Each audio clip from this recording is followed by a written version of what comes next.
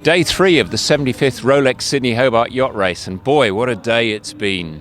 All action this morning, 5 Supermaxis finishing within a few hours of each other, all of them having tussled with that dreadful hole they all parked up in, some doing better getting out of that than others. Woxie, Wild Oats 11 sitting in double parking lots before she gets out. And when they got out of it and into the new easterly breeze that was coming down the Tassie coast, Crosbie Strait as well, the leads swapped. Scallywag, Infotrack, and then finally Comanche, who had probably got the best of the early breeze and got away to a fairly commanding lead in pretty much ideal conditions for her coming down the coast. Early this morning, pretty much at daybreak, Comanche arrived in the river, doing a pretty healthy 12 to 15 knots in a nor'easter, not on any weather forecasting shown. All the way up the Derwent River, it was looking pretty good until suddenly, bang, 4 miles from the finish, she got a taste of what the Derwent dishes up pretty well. And she sat there for about 10 minutes, going absolutely nowhere. Lemons on the dials, as they say, 3 lemons, 0, 0, 0. No boat speed at all. And as you looked 180 degrees, there you could see Infotrack off in the horizon, threatening to take it off her.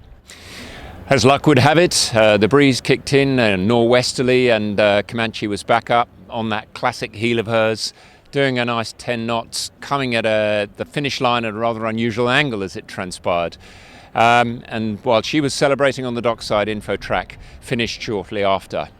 Perhaps of the others that followed, there were very different stories. Wild Oats 11 made up an extraordinary 38 nautical mile deficit to pip Scallywag on the line by mere seconds.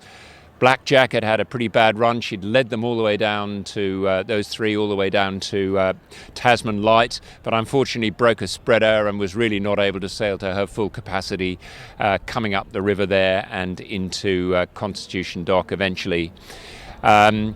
Yes, Scallywag was right behind, Blackjack then following there, and it's a sad thing in some ways to be seeing Blackjack not get one of those wins eventually. She's going to be going to Europe with Peter Harburg now and racing there. Whether she's back for another Hobart, I don't know, but she's certainly kept everyone very honest in this race.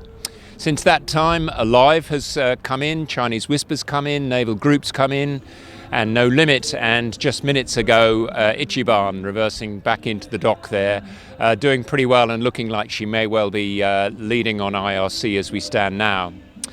So when you look down IRC, and it is about time you can do that now and start looking at interesting stuff, well, the cream is rising to the top. Ichiban in Division 1, St Jude in Division 3, Komatsu in Division 7, and then Love and War leading the veterans as well. As to the weather for the next couple of days, well, it's not exactly going to help those that are coming in behind. Little bit of southerly coming in the next sort of day, and then as we go into Monday, eventually after a lot of lighter breeze, a big strong northerly kicks in and will probably bring the remainder of the fleet home before New Year's Eve. It's been a very interesting day, and we look forward to bringing you more action tomorrow.